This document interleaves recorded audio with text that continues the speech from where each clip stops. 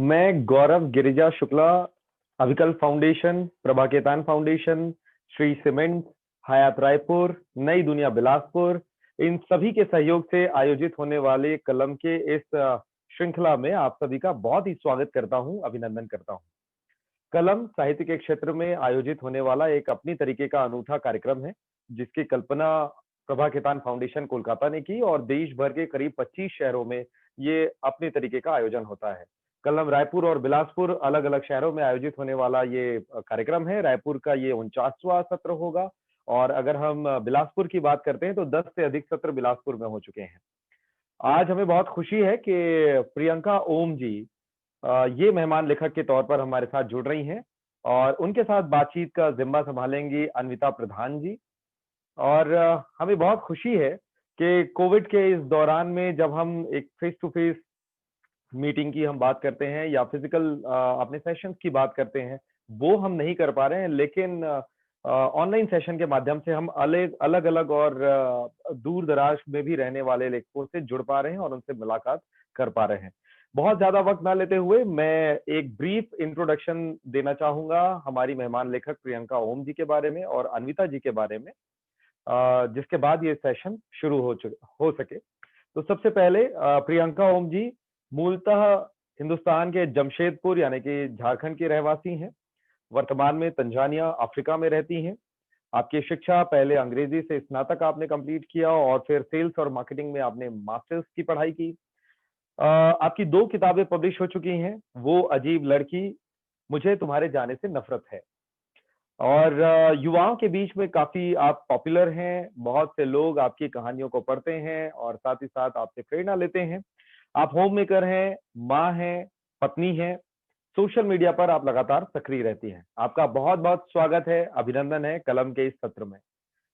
हमें बहुत खुशी है कि आज इस सत्र में प्रियंका जी से बातचीत का जिम्मा संभाला है अन्विता प्रधान जी ने। अन्विता जी कला प्रेमी हैं, विगत 15 से भी अधिक वर्षों से नवरस स्कूल ऑफ परफॉर्मिंग आर्ट्स का संचालन कर रही हैं।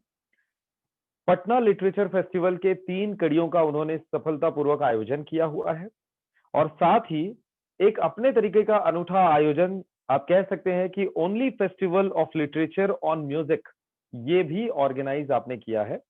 जीवक हार्ट हॉस्पिटल की एग्जीक्यूटिव आप डायरेक्टर हैं और कलम के सबसे पुराने सदस्यों में से एक है। सन 2015 से कलम पटना का संचालन आप लगातार करती आ रही हैं, प्रभा केतान फाउंडेशन के साथ में मिलकर अपने फाउंडेशन के सहयोग से। तो एक अपने तरीके का ये अनूठा आयोजन कलम, जिसकी ये एक ऑनलाइन सत्र, संयुक्त सत्र है रायपुर और बिलासपुर। इन दोनों शहरों के साहित्य प्रेमी और पाठक हमारे साथ आज यहाँ पर जुड़ रहे हैं। मैं बहुत बहुत स्वागत करता हूँ। हमें बहुत खुशी है कि इस सत्र में डॉक्टर गरिमा तिवारी जी, जो कि एहसास वुमन की मेंबर हैं, बिलासपुर की सदस्य हैं, अभिकल्प फाउंडेशन की मेंबर हैं और कलम बिलासपुर का की जिम्मेदारी बखूबी निभाती हैं, वो भी हमारे साथ इस सत्र में जुड़ी हुई हैं। तो आप सभी सदस्यों का, सभी मेहमानों का बहुत बहुत स्वागत और अभिनंदन। ज्यादा वक्त ना लेते हुए मैं ये सत्र सौंपना चाहता हूँ अन्विता जी को और प्रियंका जी को कि आप दोनों आपस में बातचीत करें और हम जानना चाहेंगे प्रियंका ओम की कहानियों के बाद भी प्रियंका ओम क्या सोचती हैं, कैसे लिखती हैं, कैसे लेखन की ओर वो आना चाहें और इस तरीके के वो तमाम सवाल जो आमतौर पर पाठकों के जहन में उठते हैं अपने लेखक को लेकर, ये सभी सवालों को हम जानना चाहेंगे। तो मैं ये मंच अब सौंपना चाहता हूँ अन्विता जी को और प्रियंका जी को और हम आनंद लेंगे इस बातचीत का। थैंक यू गौरव। प्रियंका जी, आपका कलम के इस वर्चुअल सेशन में स्वागत है और बड़ी खुशी है कि आपसे दोबारा बातचीत करने का मौका मिल रहा है। सबसे पहले ये बताइए कि कॉलेज डेज में आपके फेवरेट लेखक लेखिका कौन थे और आपने लिखना कब शुरू किया? सबसे पहले अन्विता जी, मैं आपका शुक्रिया अदा करना चाहूंगी और मुझे भी बहुत खुशी हो रही है आपसे दोबारा मिलकर। पटना में मिली थी, थोड़ी याद धुंधली हो गई थी, अब दोबारा मिलकर यादें ताजा हो गई। जहां तक फेवरेट राइटर्स और लेखक लेखिका की बात है, तो मुझे लगता है कि मैं पर्सनली मैं अपनी बात करूंगी, मैं फेवरेटिज्म में बिलीव ही नहीं करती हूँ। मैं बिल्कुल भी बिलीव नहीं करती, क्योंकि जब आप एक पसंदीदा तय कर लेते हैं, फेवरेटिज्म में इंसान, पाठक या कोई भी लेखक बायस्ड हो जाता है, इतना बायस्ड हो जाता है कि जब वो लिखने बैठता है तो कहीं ना कहीं उसके फेवरेट की झलक उसकी उसकी लेखनी में भी आ जाती है। तो मैं इससे हमेशा बचने की कोशिश करती हूँ। तो पढ़ाई के दौरान ऐसा नहीं था, उस वक्त इतनी मेच्योर समझ भी नहीं थी, तो उस दौरान फेवरेट लेखक भी थे, पोएट भी थे। ये दे तो मेरे को पैर रखने को। प्रियंका जी आप बोलिए। तो उस दौरान जो हाँ फेवरेट लेखक थे और फेवरेट पोएट्स भी हुआ करते थे, लेकिन जो 3 किताबें, मैंने 3 किताब जो चुनी थी उस वक्त, जो मेरी फेवरेट किताब थे, उन तीनों किताबों का मैं जिक्र करना चाहूंगी। सबसे पहली बुक रहेगी मेरी ब्रेव न्यू वर्ल्ड, जो ऑल्डस हक्सले ने लिखी थी। It was about dystopia of social science fiction थी ये। इसमें एक ऐसी दुनिया की कल्पना की गई थी जो अगर उस वक्त हम सोचते तो नितांत असंभव था। सब कुछ साइंटिफिक था उसमें, एक इंटेलिजेंस बेसिस सोशल हायरार्की थी, आर्टिफिशियल ऊम था, यहाँ तक कि चाइल्डहुड भी प्रोग्राम था। तो उस समय ये सारी चीजें मुझे बहुत अट्रैक्ट करती थी। इज इट पॉसिबल, ऐसा होगा क्या? क्योंकि मैंने +2 किया था साइंस से, तो मुझे बहुत अट्रैक्शन होता था कि क्या इज इट पॉसिबल, ऐसा होगा क्या? लेकिन जब आज देख रही हूँ तो मुझे लगता है कि हाँ, सब कुछ संभव है। आप देखिए ना, बिना इंटरकोर्स के वुमेन्स आर कंसीविंग, IVF है, सरोगेसी है। तो ये सब जो आज हो रहा है, इसकी परिकल्पना ऑल्डस हक्सले ने 1931 में किया था। तो इस किताब ने मुझे उस वक्त बहुत ज्यादा अट्रैक्ट किया था। दूसरा कारण था इसका टाइटल, ब्रेव न्यू वर्ल्ड। ये नाम जो है शेक्सपियर के आप अनेक, एज यू लाइक इट ले लीजिए, हेमलेट ले लीजिए, एंड रोमियो एंड जूलियट ले लीजिए, इस सब में इस एक 3 वर्ड का जो है जिक्र आया है। सबकी नायिकाओं ने एक एक बार ये कहीं ना कहीं पूरे पूरे नाटक में इस एक का जिक्र आया है, ब्रेव न्यू वर्ल्ड। तो ये शेक्सपियरन जो नाटक है उससे उठाया गया है, ब्रेव न्यू वर्ल्ड। तो ये सारी चीजें रही, कारण रही मुझे अट्रैक्ट करने के लिए। तो ये मेरा पहला फेवरेट उपन्यास था। दूसरा जो है वो जेन ऑस्टिन की प्राइड एंड प्रेजुडिस। मुझे लगता है कि यहाँ पर जो भी लोग मुझे सुन रहे होंगे, उसमें से भी अधिकांश के प्राइड एंड प्रेजुडिस पढ़ रखी होगी और उनके फेवरेट जरूर होंगे। हालांकि उनकी सेंस एंड सेंसिबिलिटी भी मुझे उतनी ही पसंद है, लेकिन प्राइड एंड प्रेजुडिस पसंद करने का एक जो प्रमुख कारण था वो ये था कि उसकी जो प्रोटैगनिस्ट है मिस बेनेट, कहीं ना कहीं वो एक स्त्रीवादी थी, बहुत स्त्रीवादी थी। वो हर चीज अपने नजरिए से देखती थी, और ये पूरा जो नॉवेल है वो पूरा का पूरा उनके अपने मिसेस बेनेट के नजरिए से लिखा गया है। एक पक्षीय है, लेकिन मुझे जो अट्रैक्ट करता है वो है डार्सी का कैरेक्टर, जिसको उसमें र्यूड और एरोगेंट दिखाया गया है। लेकिन being a student of literature, जब आप उसको एक्सप्लोर करती हैं तो आप पाते हैं कि he was very noble, very aristocratic, very classy, जिसको हम क्लासी बोलते हैं, वॉज वेरी क्लासी। तो ये जो गैप था दोनों के बीच में, कनेक्शन डार्सी और बेनेट के बीच में, वो एक्चुअली क्लास का था, जिसको अपने नजरिए से जो प्रोटैगनिस्ट है अपने नजरिए से उसको एरोगेंट और पता नहीं क्या क्या कहती है, बहुत सारी कुछ कहती है, हिंदी में कहे तो खड़ूस और सब कहती है। तीसरा जो मेरा फेवरेट उपन्यास है वो है वदरिंग हाइट्स।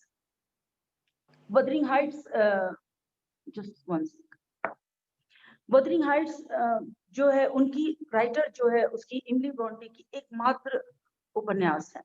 उसके बाद उनकी डेथ हो जाती है, लिखती हैं और उनकी डेथ हो जाती है, और उनको पता भी नहीं था कि इस उपन्यास की नियति क्या होगी। ये इंग्लिश साहित्य का एक उत्कृष्ट क्लासिक उपन्यास है, और उनकी डेथ के 3 साल बाद उनकी बहन चार्लोटी ने इसका 2nd एडिशन निकलवाया था। और जो कहीं ना कहीं मुझे प्रेमिल कहानियां, प्रेमिल कविताएं बहुत पसंद आती है, ये रीजन शायद रहा है जिस कारण मुझे वदरिंग हाइट्स बहुत पसंद है। इसमें एक पंक्ति है जो मैं कोट करना चाहूंगी और रिसेंटली मैंने लिखा भी था।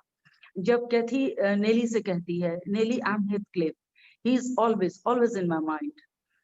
ये सोचिए, सोच के देखिए आप, ये कितनी बड़ी बात है कि कोई प्रेम में ऐसा होता है कि कहती है कि वो दिन भर मेरे जहन में रहता है, वो इतना रहता है कि मैं वो हो चुकी हूँ।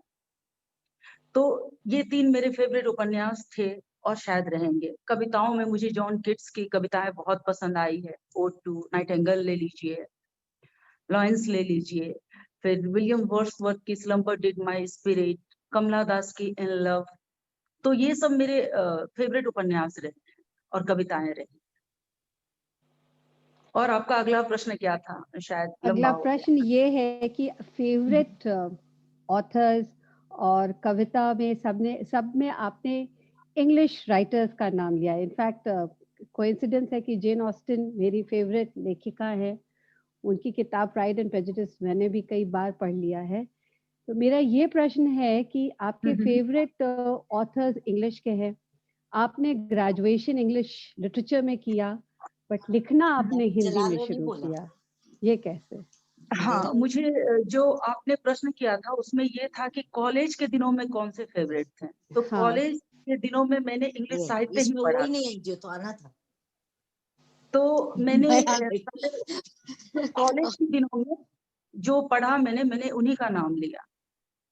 वैसे मैं फेवरेटिज्म से हमेशा बचती हूँ। जैसे कि मैंने पहले भी कहा है कि मैं फेवरेटिज्म से हमेशा बचती हूँ, क्योंकि मैं अगर कोई फेवरेट, कोई भी, मुझे नहीं पता दूसरों का, मुझे लगता है कि मैं अगर कोई फेवरेट तय करती हूँ, मैं किसी को पढ़ती हूँ, तो मैं इतनी बायस्ड हो जाती हूँ, इतनी बायस्ड हो जाती हूँ कि जब मैं लिखने बैठती हूँ तो उनकी छाप मेरे कलम पे आती है।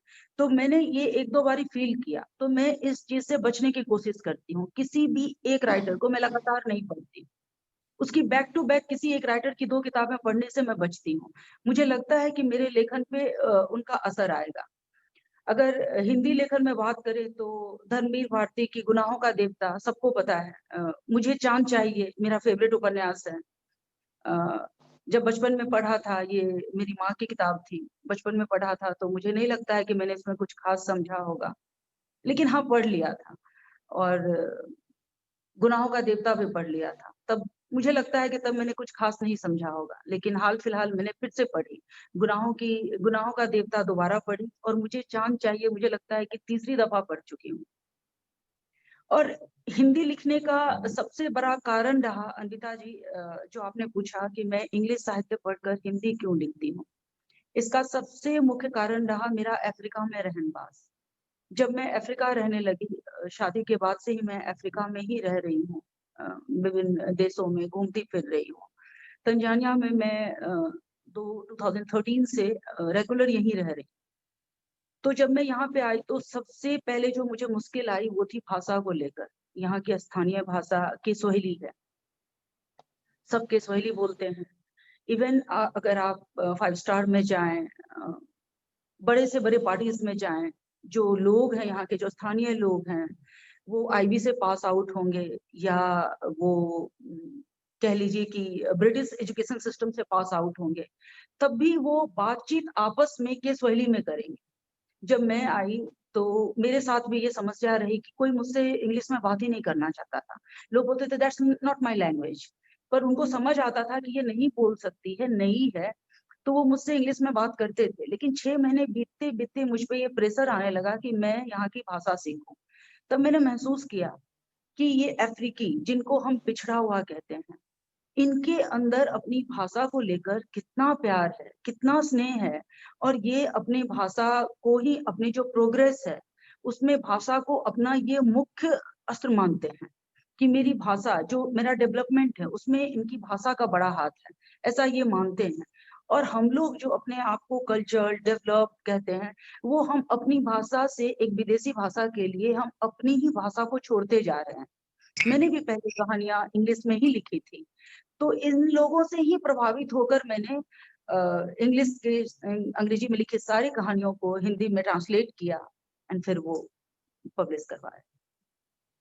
तो मेरा मुख्य कारण अफ्रीका रहा, अफ्रीका रहनवास का असर रहा मेरे लेखन। प्रियंका जी, आपकी दोनों ही कहानी संग्रह वो अजीब लड़की और मुझे तुम्हारे जाने से नफरत है बहुचर्चित और लोकप्रिय रही हैं। जी जी इन कहानियों के केंद्र स्त्री हैं जो समाज की कई विद्रुपताओं के विद्रुपताओं से परिचय करवाती हैं। इन कहानियों के किरदार आपके आसपास के कोई हैं? इन कहानियों के लिए प्रेरणा आपने कहाँ से मिली? देखिए अनविता जी, मेरा जो एक टैग लाइन है वो है आसपास के किस्सों से कहानियां बनती हैं। तो कोई भी लेखक, मैं ही नहीं, कोई भी लेखक वो आसपास अपनी नजर जरूर ही रखता होगा या रखते होंगे कि क्या आसपास क्या घटनाएं हैं। उनकी जो कहानियां हैं, तमाम कहानियां, तमाम उपन्यास आसपास की घटनाओं से ही प्रेरित होती है। जो भी हम लिखते हैं, जो भी कहते हैं, तो मेरी जितनी कहानियां हैं, मैं यह एक्सेप्ट करती हूँ कि हाँ, जितनी कहानियां हैं सब कहीं ना कहीं मेरा देखा हुआ है, सुना हुआ है, जाना हुआ है। तो जो भी है, जैसे अगर मेरी कहानी आप इमोशन को ले लें, उसमें एक स्वांत सुखाए कॉल गर्ल की कहानी है। तो मैं जब दिल्ली में रहती थी तो मैं एक ऐसी लड़की को जानती थी।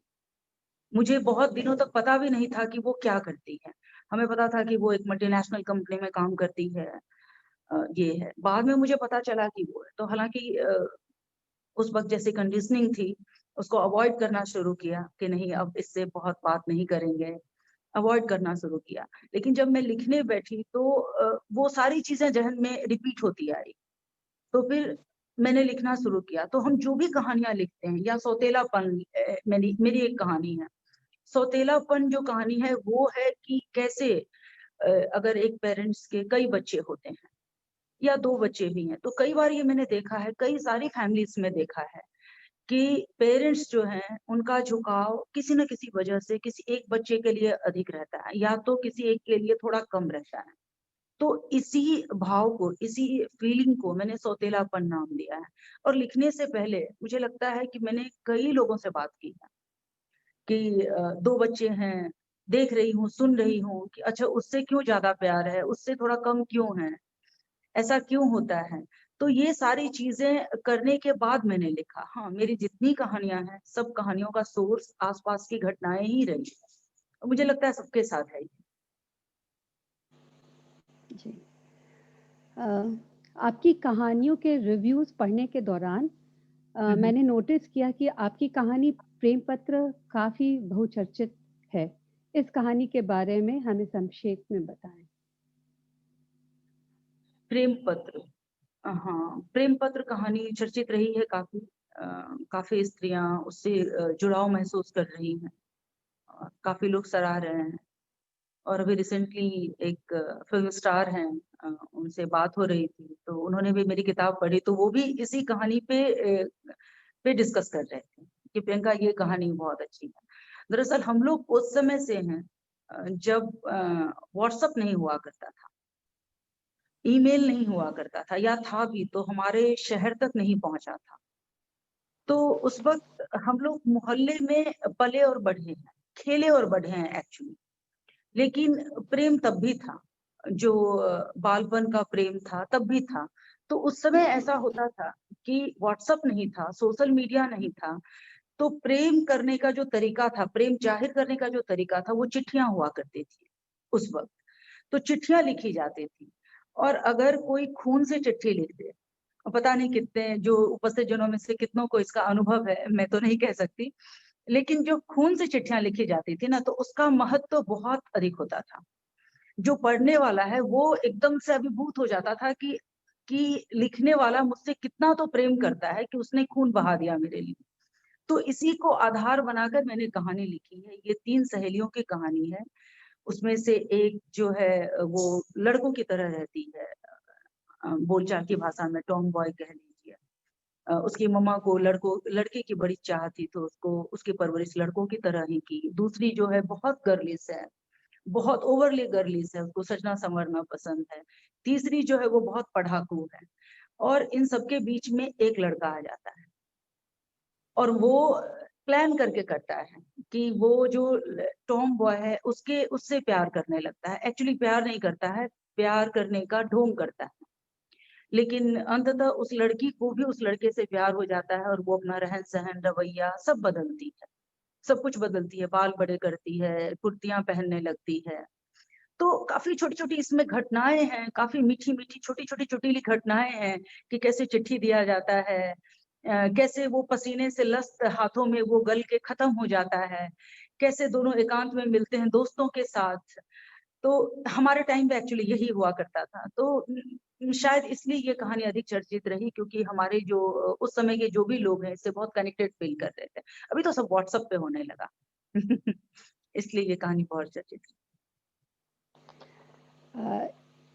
ये इसी पर एक और क्वेश्चन ये है कि जी आपकी कहानियां बोल्ड हैं, जी इससे जी आपको साहित्य जगत में आलोचना का सामना करना पड़ा या नहीं?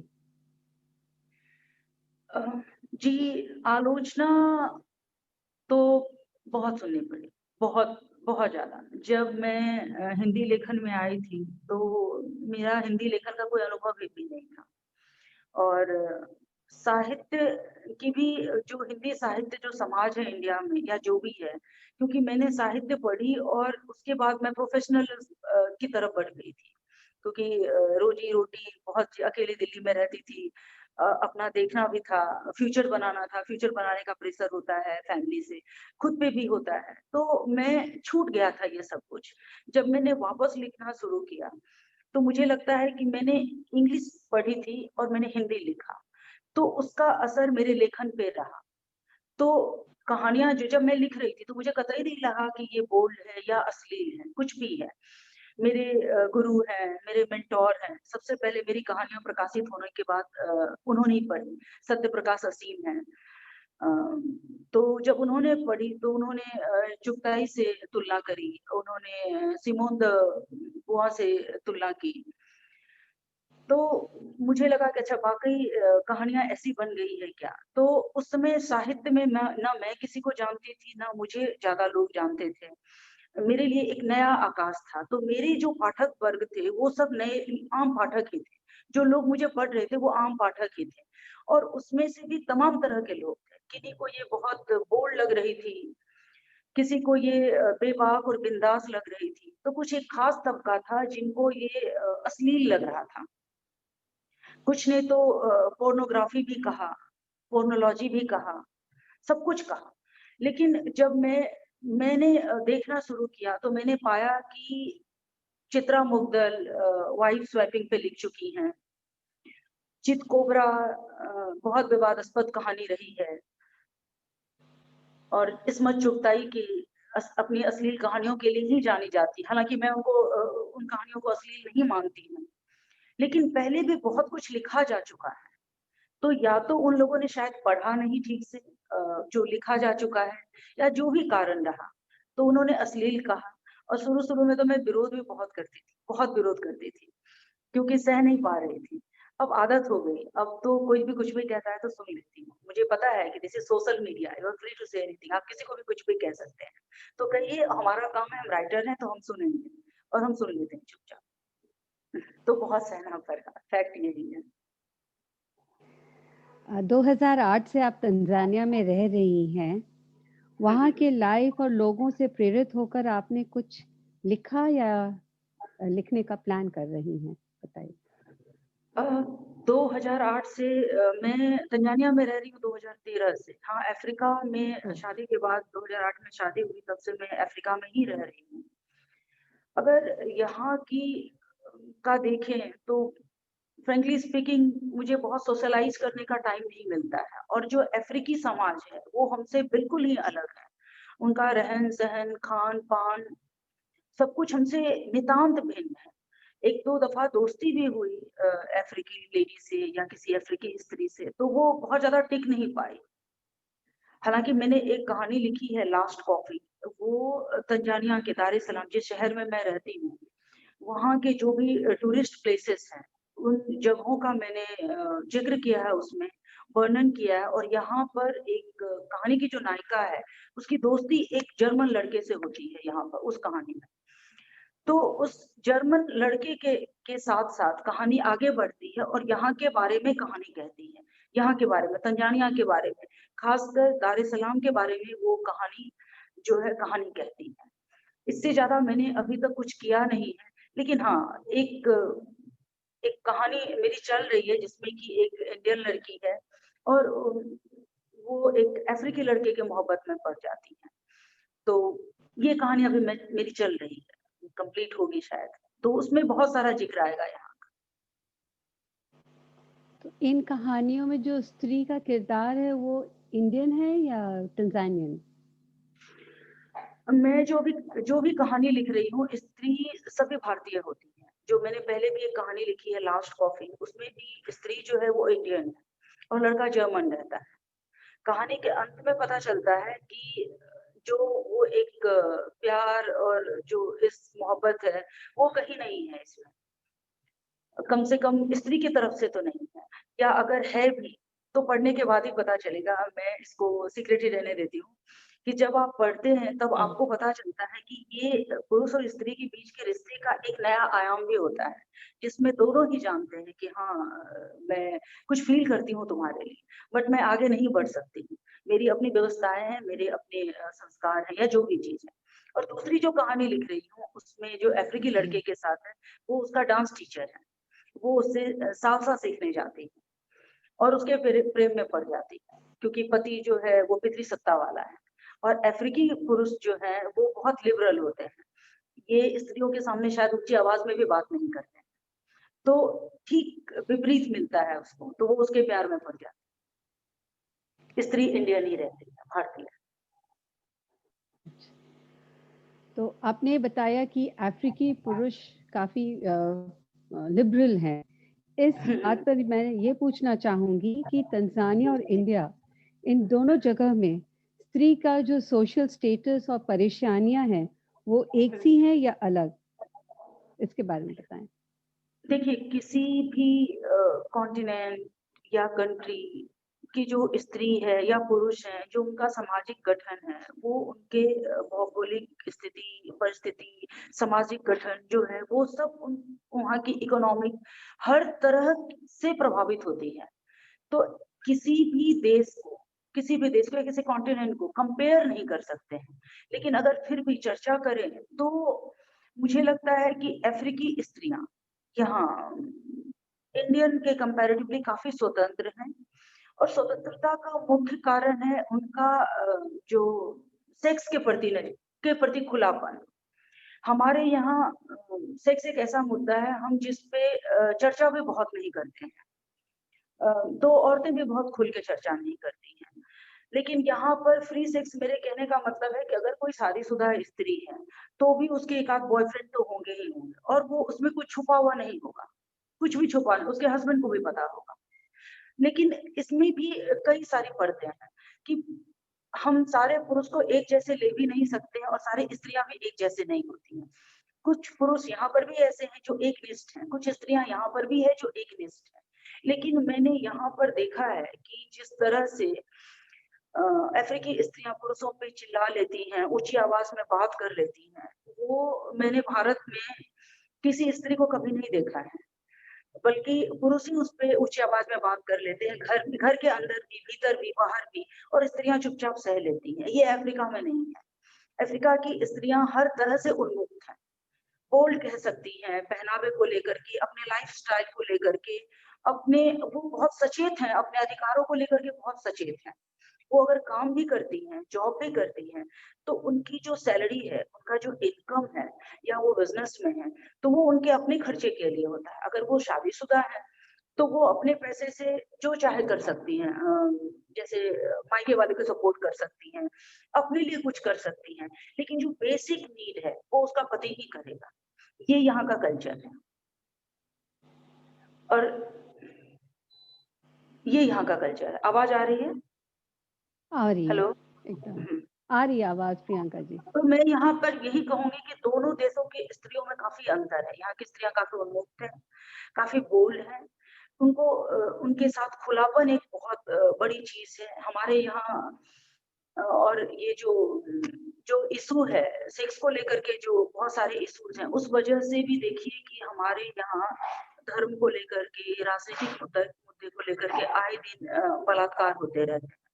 यहाँ पे बलात्कार की घटनाएं सुनने को नहीं मिलती कि किसी स्त्री का बलात्कार हो गया, क्योंकि यहाँ ये सब बहुत फ्री है, कैजुअल है। तो ये सारे, तो इन सब चीजों को देखते हुए मुझे ऐसा लगता है कि स्त्रियों की स्थिति यहाँ पर काफी अच्छी है। आपकी कहानियों पे आते हैं। हाँ। आप फेवरेटिज्म पे तो बिलीव नहीं करती हैं, बट एक जी। रिक्वेस्ट है कि आप अपने किसी कहानी का एक अंश हमें सुनाएं। जी, मैं एक्चुअली मैं एक अभी जो कहानी लिख रही हूँ उसमें मैं वही पढ़ना चाहूंगी, और मुझे इसमें आप सबका रिव्यू भी मिल जाएगा।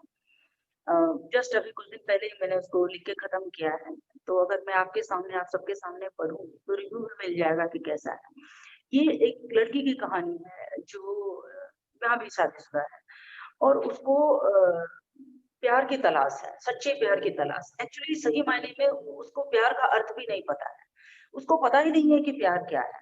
उसको लगता है कि शादी तो शादी है, शादी में प्यार ही नहीं होता है। शादी साथ रहने को कहते हैं, उसमें प्यार नहीं होता है। उसने ऐसे सेट करके रखा है, दिमाग में उसकी ऐसी सोच है, तो वो भटकती है। उसके जीवन में कई पुरुष आते हैं, और यहाँ तक कि पड़ोस में उसकी एक श्वेत स्त्री रहती है, वो उसका मार्गदर्शन करती है, और अंत में वो ये समझती है कि स्वयं से प्रेम ही असल प्रेम है, बाकी सब छलावा है और दिखावा है। तो मैं उसी कहानी को पढ़ती हूँ, और आप सबका रिव्यू में मिल जाएगा मुझे कि कैसी है। तो मैं पढ़ती हूँ, शुरू करती हूँ। कभी कभी देर तक सोना चाहती हूँ, इतनी देर तक कि जैसे कोई सोया नहीं हो। सोते हुए मैं अपनी उस कहानी को पूरा करना चाहती हूँ जो बरसों से अधलिखी पड़ी है। अधूरी कहानी, अधूरे प्रेम की कहानी। मैं उस कहानी को क्यों पूरा करना चाहती हूँ जब स्वयं प्रेम आधा है। अब जो प्रेम आधा, तिस पे एक हरा, आधा प्रेम अधूरा प्रेम। बहुत गौर करने पर भी प्रेम के संपूर्ण होने की तस्दीक नहीं मिलती। कहीं पढ़ा था मैंने, अधूरेपन में अनिवर्चनीय सौंदर्य निहित होता है, संपूर्णता में निश्चिंतता, और निश्चिंतता में निरसता। अधूरापन अपने आप में विमूढ़ खिंचाव छिपाए रखता है, अधूरेपन का आकर्षण पुकारता है। मुझे मेरा अधूरा प्रेम पुकार रहा था। आवाज नहीं आ रही है, एक मैसेज आया है। आवाज आ रही है अनविता जी आपको? हमें आ रही है हेलो, आवाज आपकी। आ रही है? एक आवाज आवाज आ रही है प्रियंका जी। ठीक है, ठीक है। एक आया था कि आवाज नहीं आ रही। ठीक है, मैं कहानी आगे बढ़ाती हूँ।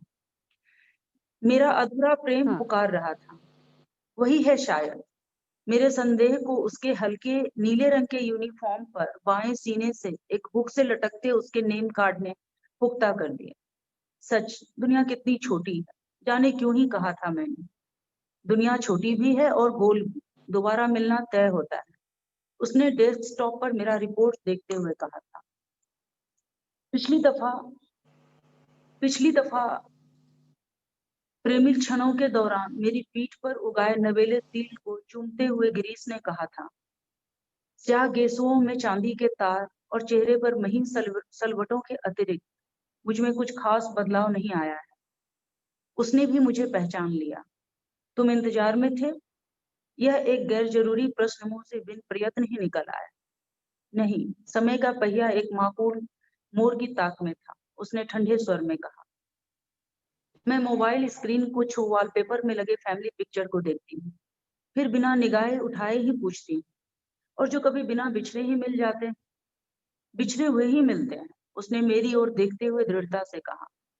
एक बेअर्थ मुस्कान मेरे चेहरे पर तेरा आई। मैं गिरीश से कब बिछड़ी थी? मेरे भीतर विस्मय का एक अदृश्य द्वार खुलता है। भीतर सहन से माँ की आवाज आती। पति दरअसल पिछले जन्म में बिछड़े प्रेमी होते हैं, और प्रेयस, मैं उत्कंठा से भर गई। स्त्री का प्रेयस उसका पति होता है, माँ ने मुंसफी से कहा। माँ की बातें जहन से झटक मैंने उसे विदा कहा, किंतु जिसे मैं विदा समझ रही थी वह एक नई शुरुआत थी, अधूरे प्रेम के संपूर्ण होने की युक्तता। और पढ़ूं या रहने दूं? मुझे लगता है काफी है। अन्विता जी नहीं नहीं और पढ़ूं? पढ़िए थोड़ा। हाँ ठीक, हाँ थोड़ा सा और पढ़ लीजिए। ठीक है। घर लौटते हुए एक दो दफा उसके कार्ड को उलट पुलट कर देखा। कार्ड पर अंकित उसका नाम, ईमेल एड्रेस और फोन नंबर। हैंडबैग के सबसे अंदरूनी खो में कई तरह के बेहद गैर जरूरी पुर्जों के साथ उसे रखती। इस खो को मैं कभी कभार ही तलाशती हूँ।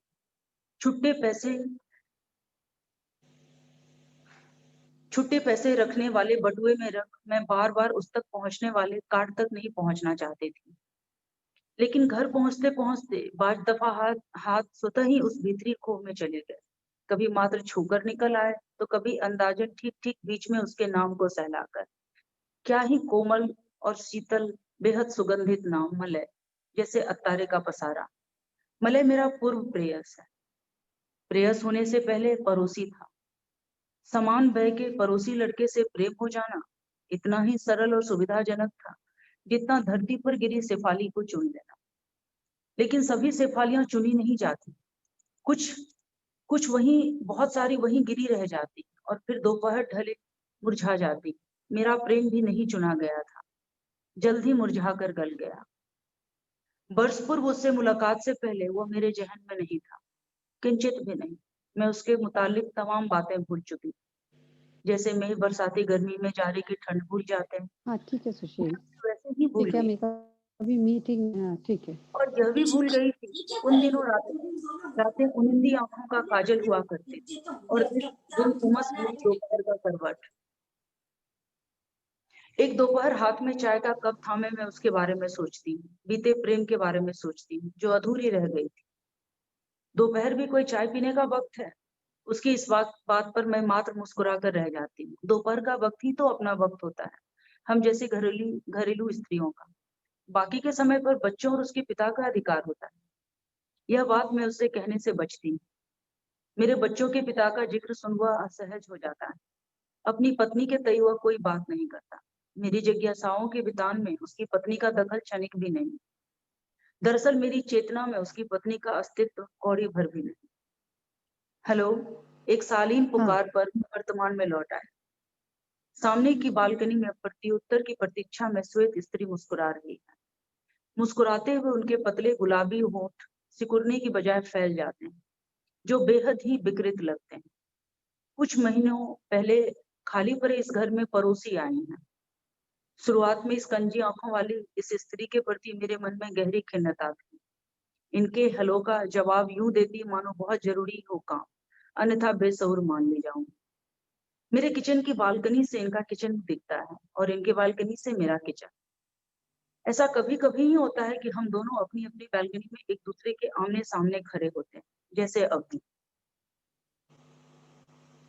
लिफ्ट में हुई दूसरी सक्षमता पर इन्होंने अपना पुकारू नाम एमी बताया। एमी के बाल रुई के फाहों से सफेद हैं और आंखें कंचे सी नीली। इनकी बाईं हाथ की पहले दो उंगली के बीच जलती हुई सिगरेट फंसी रहती है और देह से सुर्ख बू आती है। उम्र में लगभग 2 दहाई से अधिक फासलों के बावजूद एमी से मेरी पहचान बालकनी के मध्य प्रगाढ़ता में तब्दील हुई। एमी को प्रेम का खास तजुर्बा है। व्यस्त सप्ताहों के तमाम दोपहर अपने प्रेमी अनुभवों को मुझसे सन की रस्सियों की तरह बांटा करती हैं। प्रेम के बारे में बात करते हुए ना मालूम सी बेचैनी से अपनी उंगलियां चटकाती हैं। उन्हें यकीन है इनका जन्म मात्र प्रेम करने के लिए ही हुआ है। इन्होंने अपने यौवन के दिनों में अनेक पुरुषों से प्रेम किया है और वे सभी अलग अलग तरह के पुरुष। वे अपने जीवन में आए उन तमाम पुरुषों के किस्से सुनाती हैं जिनसे इन्होंने कभी प्रेम किया था। हालांकि अब इन्हें उन सभी के नाम ठीक से याद भी नहीं। एक बार ऐसे पुरुष के प्रेम में पड़ गई थी जो प्रेम की अनुभूतियों से बेहद अनजान था, किंतु उसका मन कोमल और निर्मल था। वह उनके प्रेम का प्रतिकार न हो सका। कभी कभी एकांत में उसे याद कर आज भी उदास हो जाती है और लगातार कई सिगरेट पीती है। उन्होंने कहा एक दफा वह स्वयं से आधी उम्र के लड़के के प्रेम में पड़ गई थी। कौतुक के बियावान सा अंधकार सघन हो आया। भिन्न उम्र में चाहनाओं का वितान भिन्न होता है। मैंने जिरह किया। हाँ, किंतु किसी भी उम्र में प्रेम मनुष्य को निष्कपट और निश्छल बना देता है। फिर बाईं आंख दबा किसी गूढ़ रहस्य से पर्दा हटाते हुए कहा, एक बार तो दो भिन्न उम्र के पुरुषों से एक साथ एक समान प्रेम करने लगे थे। एक साथ दो पुरुषों से समान प्रेम? मैं आश्चर्य के खो में रास्ता भटक जाती। हाँ, वे दिन मुश्किलों मुश्किलों भरे थे, उन्होंने हंसते हुए कहा। फिर औचक ही संजीदा हो गई। बात तमाम उम्र तलाशने के, स्त्रियों का मन प्रेम से प्यासा ही रहता है। मैं अब यही खत्म करती हूँ। बहुत लंबी कहानी। Thank you, thank you, thank you. बहुत ही इंटरेस्टिंग लगा। और Thank you अब so much. गौरव से रिक्वेस्ट है कि बहुत सारे क्वेश्चंस आ रहे हैं, हम देख रहे हैं स्क्रीन पे। we'll go ahead with the questions now. Okay. Raipur और बिलासपुर दोनों के साहित्य प्रेमी आपके साथ जुड़े हुए हैं प्रियंका जी, और आपकी और अनविता जी की बातचीत का आनंद ले रहे हैं। हम अपने श्रोताओं से और दर्शकों से दोनों से निवेदन करेंगे कि वो अगर कोई सवाल पूछना चाहते हैं तो पहले हैंड रेज करेंगे ताकि हम उन्हें अनम्यूट कर सके। फिलहाल कुछ सवाल जरूर आ चुके हैं जो मैं आप तक पहुंचा रहा हूं। और एक सवाल है सत्यभामा जी का। जब आप अफ्रीकी कल्चर और वहाँ के परिस्थिति के बारे में चर्चा कर रहे थे तो उन्होंने पूछा है कि पारिवारिक विघटन की क्या स्थिति है वहां पर? पारिवारिक विघटन की स्थिति के बारे में ये कहना चाहूंगी कि यहाँ पर दो तरह के धर्म प्रवृत्ति के लोग रहते हैं। एक तो ईसाई हैं और दूसरे मुस्लिम हैं। मुस्लिम में पुरुषों को कई शादियों का अधिकार होता है, हम सब जानते हैं। तो वहां पर विघटन की स्थिति नहीं बनती। और कई सारी, हालांकि यहाँ पर मैं ये भी देख रही हूँ कि जो मुस्लिम स्त्रियां हैं वे काम करती हैं और वो खुद ही अलग हो जाती हैं उस रिश्ते से। मैंने ये भी देखा है, मेरी एक दो सहेलियां भी हैं जो उस रिश्ते से खुद ही आजाद हो गई हैं। हालांकि वो मूलतः अफ्रीकी नहीं है, या तो वह किसी अन्य देश की हैं, जैसे इजिप्ट ले लीजिए, या किसी भी आसपास के जो मुस्लिम कंट्री से हैं, या वो वहां से आए हुए हैं, या ओमान के हैं, या हमारे भारत से ही कच्छ से हैं।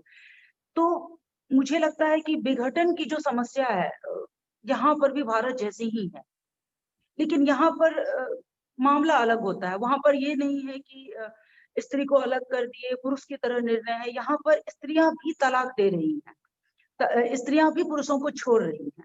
आज इसको छोड़ दिया और कल किसी और के साथ सेटल हो गए। तो यहाँ पर वो एक तरफा वाला केस नहीं है कि पुरुष ने छोड़ दिया और स्त्रियां अभिशप्त हैं। यहाँ पर है कि स्त्रियों ने आज अगर छोड़ा तो वो कल को नई जिंदगी बसा लेंगे। ये यहाँ पर वो रिस्ट्रिक्शंस नहीं है, जैसे कि शादी में रहते हुए भी वो अन्य पुरुषों से संबंध रख सकती हैं, रखने के लिए स्वतंत्र हैं। तो शादी के बाद, विघटन के बाद तो और अच्छी तरह से स्वतंत्र हो जाती है। ठीक है, यानी एक लेवल पर अपना जो दबाव, तो सोशियो इकोनॉमिक बैकग्राउंड और जो कल्चरल बैकग्राउंड हम लोग हमारे भारत देश में देखते हैं उससे ज्यादा उन्मुक्त है वहां पर। एक सवाल यहाँ जी, एक सवाल ये आया है, अजय अवस्थी जी हैं, उनका सवाल है, हिंदी भाषा का संकट बना है, किताबें और लाइब्रेरी भूली बिसरी यादें बन रही हैं, कैसे उत्थान होगा? मैं इनके इस प्रश्न से बहुत इत्तेफाक नहीं रखती हूँ, क्योंकि मुझे लग रहा है कि आजकल जितना हिंदी पढ़ा जा रहा है और जितना लिखा जा रहा है उतना शायद ही कभी हुआ होगा। अगर आज आप सोशल मीडिया पे देखें तो हर रोज अपने फ्रेंड सर्कल में से कम 4-5 को तो मैं बधाई देती हूँ नई किताब के लिए। और किताबें बेस्ट सेलर बन रही है, बिक रही है, हजारों की संख्या में किताब बिक रही है। तो ऐसा नहीं है कि नहीं पढ़ा जा रहा है, खूब पढ़ा जा रहा है। ये जो नई वाली हिंदी आई है ना, इसकी वजह से एक नया पाठक वर्ग तैयार हुआ है। हाँ, मैं जो पहले जो साहित्य लिखी जाती थी, शुद्ध साहित्य, उसके पाठक वर्ग आज भी कम है। मैंने किसी से सुना भी कि उनका एक अपना समूह है, जो मुख्य धारा वाले जो हैं, मुख्य धारा के साहित्य से उनका 250-300 लोगों का समूह है। तो वो किताबें जो छपती है वहां से वो चली जाती है लाइब्रेरी में। लेकिन जो ये नई वाली हिंदी है, जिन्होंने बहुत क्लिष्ट जिनकी हिंदी नहीं है, संस्कृत निष्ठ जिनकी हिंदी नहीं है, जो अंग्रेजी माध्यम से पढ़े हुए हैं, जिनकी हिंदी बहुत अच्छी नहीं है, जिनको की और के में फर्क नहीं है ठीक से पता होता है, इसलिए और इसलिए में फर्क ठीक से पता नहीं होता है, वो जो जब हिंदी लिख रहे हैं तो उसको वैसी ही हिंदी समझने वाले भी खूब पढ़ रहे हैं। तो मुझे लग रहा है कि अभी जो मैं देख रही हूँ, और आज से 10 वर्ष पीछे जब मैं देखती थी तब ऐसा लगता था कि हिंदी कोई नहीं पढ़ेगा, हिंदी खत्म हो रहा है। और तब मुझे फील होता था कि भारत में हिंदी के साथ सौतेलापन हो रहा है। लेकिन अभी मुझे लग रहा है कि हिंदी बहुत ऊपर उठ के आई है, और यहाँ भी एक समूह है, यहाँ के लड़के भी, अफ्रीकी लड़के बच्चे भी हिंदी पढ़ रहे हैं। एक वीडियो भी आया है, मैं शेयर करूंगी कभी, कि उन्होंने प्रधानमंत्री जी को विश किया है, मोदी जी को, हिंदी में, और हिंदुस्तानी गीत भी गाया है हिंदी में, अफ्रीकी लड़के ने। तो मुझे लगता है कि हिंदी का प्रचार प्रसार आज के समय में खूब अच्छा हो रहा है, खूब ढंग से हो रहा है, और आगे चलकर बेहतर ही होगा। जी, तो आगे चल करके हिंदी और बेहतर ही होगा। एक बिल्कुल, सवाल और है, बेहतर। अनीश श्रीवास जी का सवाल है, प्रियंका जी, हम जो एक विश्व युद्ध लड़ रहे हैं कोरोना के खिलाफ, उसे आप अपने लेखन की दृष्टि से कैसे देखती हैं? क्या आप इस पर कुछ लिख रही हैं?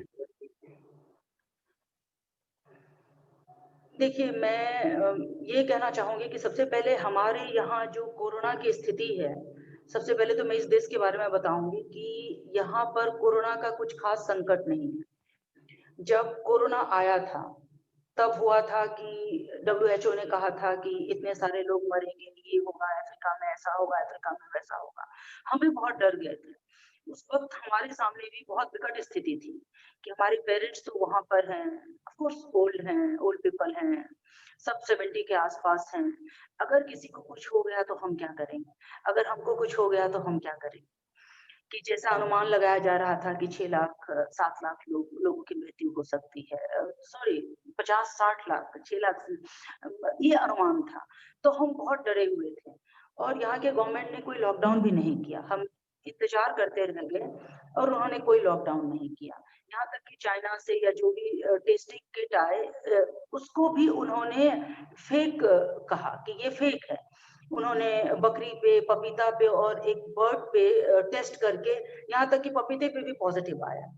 तब उन्होंने कहा कि आप इसको कैसे सच मानते हैं, ये तो पपीता को भी बोल रहा है कि कोरोना पॉजिटिव है। हालांकि भारत में इस खबर को अलग तरह से प्रसारित किया गया कि तंजानिया में बकरी भी कोरोना पॉजिटिव है और पपीता भी।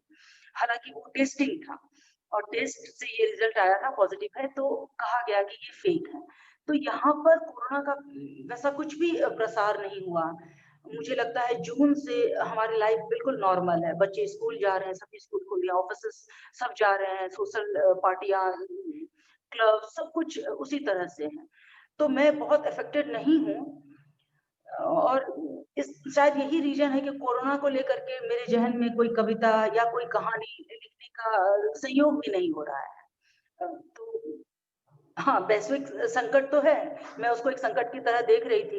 हालांकि अभी मैं दिसंबर में जाने वाली थी मुंबई, और अभी मैंने कैंसिल करवाया। सुना है कि इंडिया में सुन रही हूँ कि दूसरा वेव आया है। दोस्तों का कहना है कि अभी मत आओ, सेफ नहीं है, कहीं मैं गई और लॉकडाउन हो गया तो क्या करूँ। तो मैं अभी नहीं जा रही हूँ। तो मेरे लिए संकट फिलहाल इतना ही है कि मैं पिछले 1 साल से अफ्रीका में कैद हूँ, मतलब यहाँ पर हूँ। अमूमन 6 महीने में मैं इंडिया का एक चक्कर तो लगा ही लेती थी। तो मेरे लिए इतना छोटा सा है और कुछ खास नहीं। जी, बहुत ही ये अमेजिंग फैक्ट्स है। हम लोग जिस तरीके से रह रहे हैं और जितना लॉकडाउन देख रहे हैं और फिर से लॉकडाउन की बात हो रही है, तो तंजानिया के बारे में जानने में जरूर हमें आश्चर्य भी हो रहा है, सुखद आश्चर्य हो रहा है कि वहां पर सारी चीजें नॉर्मल हो गई हैं। बहरहाल घनश्याम जी हैं, वो कुछ सवाल पूछना चाहते हैं। घनश्याम जी को हम अनम्यूट कर रहे हैं, वो अपना सवाल पूछेंगे। जी जी।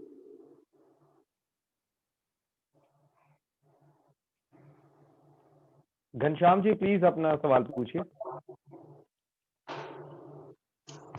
मेरी आवाज आ रही है?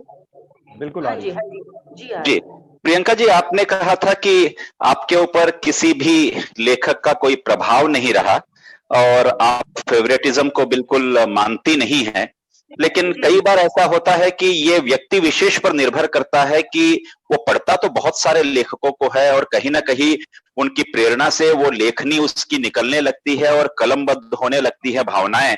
लेकिन ये होता है व्यक्ति विशेष पर कि वह किसी व्यक्ति को अपने ऊपर हावी होने देता है या नहीं होने देता। ये व्यक्ति विशेष की एक कला होती है।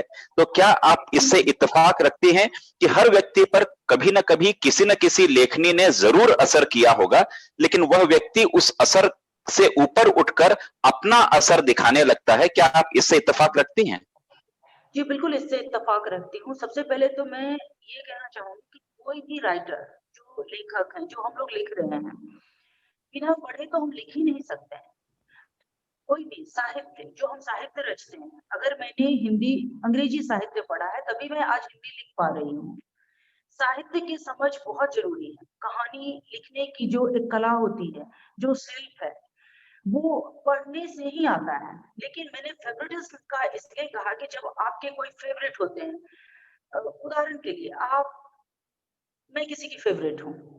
अब अगर मैं फेवरेट हूँ तो मेरी सभी किताब, सभी कहानियां उन्हें बहुत पसंद आएगी, वो उसमें कमी नहीं बता पाएंगे। तो मैंने खुद पे देखा है कि मैं फेवरेटिज्म से बचने की कोशिश करती हूँ। जैसे ही मैं कोई कहानी पढ़ती हूँ या कोई उपन्यास पढ़ती हूँ, उस वक्त मेरा जो मन है, मेरे लेखन पे उक्त लेखक का प्रभाव खुद बहुत ज्यादा आ जाता है। अगर मैं जैसे लिखना शुरू करती हूँ तो उसमें मुझे इतना प्रभाव दिखता है कि मैं व्यक्तिगत रूप से उससे बचने की कोशिश करती हूँ। हालांकि पढ़ना सबको चाहिए, बिना पढ़े अगर आप लिखते हैं तो मुझे लगता है कि कहानी सबके पास है, लेखक सब कोई बनना चाहता है, लेकिन बिना पढ़े आप एक अच्छे शिल्पी नहीं हो सकते। मुझे ऐसा लगता है। बाकी फेवरेटिज्म की बात वो मैंने अपनी कही कि मैं उससे बचती हूँ, मुझ पे प्रभाव बहुत ज्यादा हो जाता है, तो मैं उससे बचती हूँ। जी हाँ, तो फेवरेटिज्म में क्या डिफरेंस है ये प्रियंका जी ने बता दिया है। और अब वक्त हमारा खत्म होने वाला है, उसके पहले एक आखिरी सवाल यहाँ पर हम ले रहे हैं। एक पाठक हैं, साहित्य प्रेमी हैं, जी जी। इनका जो नाम यहाँ दिख रहा है वो तो आर्चर ब्रोस के तरीके से दिख रहा है, एक्चुअल नाम मैं नहीं समझ पा रहा हूँ। पर उनका सवाल यह है कि प्रियंका जी, आपको सुनकर बहुत अच्छा लगा, मुझे भी लिखने का शौक है, मैं जानना चाहता हूँ कि एक अच्छी कहानी के सबके लिए सबसे ज्यादा महत्वपूर्ण क्या है? देखिए आज मैं जो भी है आर्चर, उनका शुक्रिया कहूंगी प्रश्न पूछने के लिए। देखिए मैं ये कहूंगी, मैं अगर जो भी कहूंगी वो मेरा ही पॉइंट ऑफ व्यू होगा व्यक्तिगत। तो मेरे लिए जब मैं कभी कोई कहानी लिखती हूँ तो मेरे लिए कथा, कहानी, किस्सा उतना इम्पोर्टेंट नहीं होता है जितना शिल्प और भाषा महत्व रखता है। कहानी में कहानी हो कि अभी खाने बैठे, फिर शाम को खेलने गए, फिर रात हो गई, फिर थोड़ी स्टडी किया, फिर उसके बाद सो गए, ये भी एक कहानी है। और एक और कहानी है, जैसे मेरी कुछ कहानियां हैं कि 1 घंटे के अंतोदंत को प्रस्तुत करती है, और कुछ कहानियां हैं कि पूरा जीवन है। तो मैं ये कहूंगी कि लिखिए, लिखने से पहले पहले खूब पढ़िए, क्योंकि जब आप पढ़ोगे तब आपको शिल्प, जो एक अच्छे शिल्पी बन पाओगे। अच्छे अच्छे लेखकों को पढ़िए। जब आप पहली बार पढ़ रहे हैं और लिखने के लिए पढ़ रहे हैं तो जरूर पढ़िए, क्लासिक किताबें पढ़िए, कुछ क्लासिक साहित्य है वो पढ़िए, नई हिंदी वालों को पढ़िए। क्लासिक इसलिए पढ़िए कि आप क्यों, जो इतने वर्षों तक क्यों पढ़ी जा रही है, आपको उसको पढ़ने से ये पता चलेगा कि इतने वर्षों से वो क्यों पढ़ी जा रही है। और जो ये नई हिंदी है, जब आप इसको पढ़ेंगे तो आपको पता चलेगा कि इतनी पॉपुलर क्यों है। तो दोनों का जो मेल होगा, दोनों से आप कुछ ना कुछ सीखेंगे, फिर आप अच्छा लिख पाएंगे। एक आध कहानी पढ़कर जब आप लिखना शुरू करेंगे तो मुश्किल ही होगी कि आप बेहतर लिख पाएंगे। मेरा ये पॉइंट ऑफ व्यू है, मैंने ऐसा नहीं किया है। मैं खूब पढ़ती हूँ, मैं अभी भी खूब पढ़ती हूँ, मांग मांग कर पढ़ती हूँ दोस्तों से, क्योंकि मेरे पास किताबें नहीं उपलब्ध हो पाती है। तो मैं फेसबुक पे जो भी दोस्त हैं उनको इनबॉक्स में जाके बोलती हूँ कि मुझे ये कहानी भेजो, तो वो कहीं प्रकाशित होती है तो मुझे भेजते हैं, फिर मैं पढ़ती हूँ। और मैं ये तय करती हूँ कि एक दिन में 2 कहानियों से अधिक पढ़ूं भी ना। कभी अगर 4 कहानियां भी हो जाती है, कलेक्ट हो जाता है, तभी मैं 2 ही पढ़ती हूँ। मैं नहीं चाहती हूँ कि मेरे दिमाग में उनका घालमेल हो जाए। तो मैं बहुत एक साथ ना पढ़ती हूँ और ना बहुत ज्यादा लिखती हूँ एक साथ। मैं थोड़ी स्लो हूँ।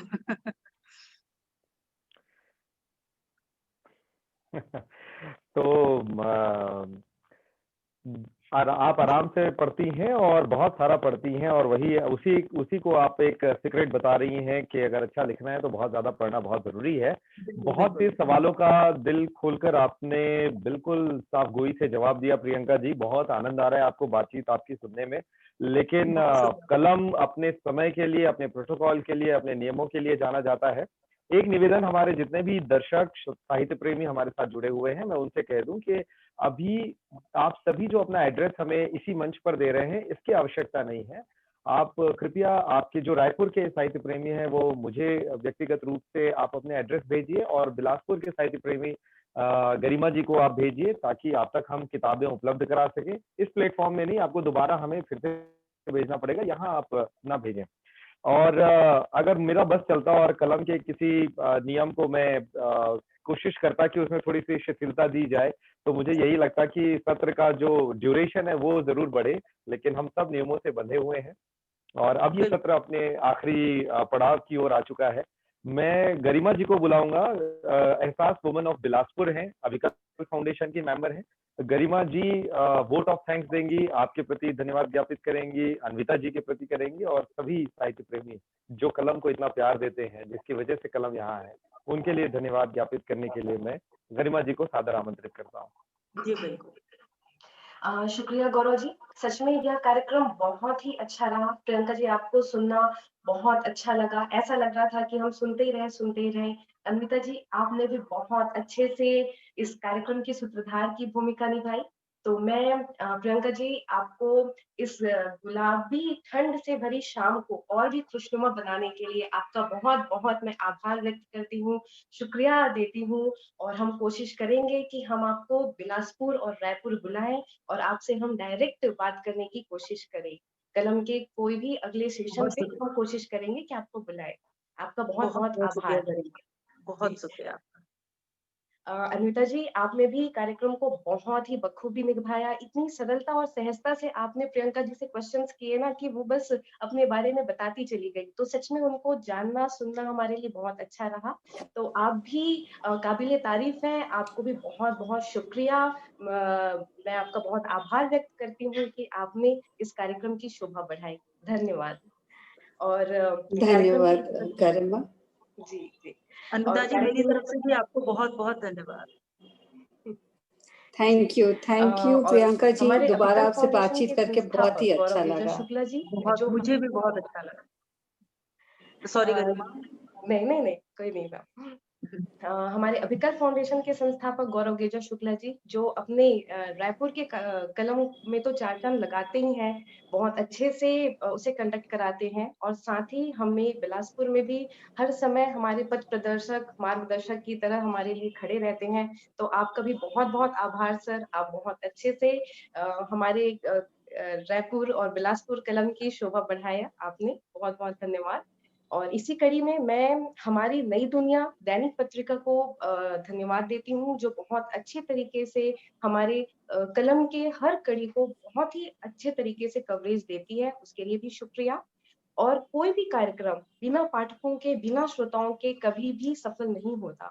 तो मेरा विशेष आभार और शुक्रिया हमारे आज के पाठक गणों को, जो इतनी शुरू से लेके अभी तक बैठे हुए हैं, जो आज के कार्यक्रम का आनंद उठाए। तो आप विशेष आभार मेरी ओर से आप सभी को। हमेशा आप हमारे कलम से इसी तरह जुड़े रहिए। अभी ये वर्चुअल सेशन है, तो हमें ये भी पाबंदी नहीं है कि हम अपने गेस्ट को 2 से 3 बार भी हम बुला सकते हैं। तो बिल्कुल आप हमारे हर कलम का एक हिस्सा बनिए, हमें बहुत अच्छा लगेगा। और जैसा कि गौरव जी ने कहा कि आप अपने अपने पोस्टल एड्रेस, प्रियंका जी की लिखी हुई किताब हमें आपको भेजनी है, तो आप हमें postal address, pin code number के साथ में आप रायपुर वाले श्रोतागण गौरव जी को भेजें, और बिलासपुर वाले मुझे मेरे व्हाट्सएप पे या मैसेज जो भी आपको सुविधा लगे आप प्लीज भेज दीजिए 2 दिन के अंदर, ताकि हम जल्द से जल्द आपको किताबें उपलब्ध करा सकें। और मैं आशा करती हूँ कि जल्द ही यह कोविड सिचुएशन सामान्य हो जाए, तो हम फिर से एक छत के नीचे अपने मेहमान लेखकों के साथ में हम रूबरू हों, उनको फेस टू फेस जाने, उनसे मिले। तो अगली कड़ी तक के इंतजार कीजिए। हमारा सहयोग देने के लिए बहुत बहुत धन्यवाद, शुक्रिया, आभार आप सभी का।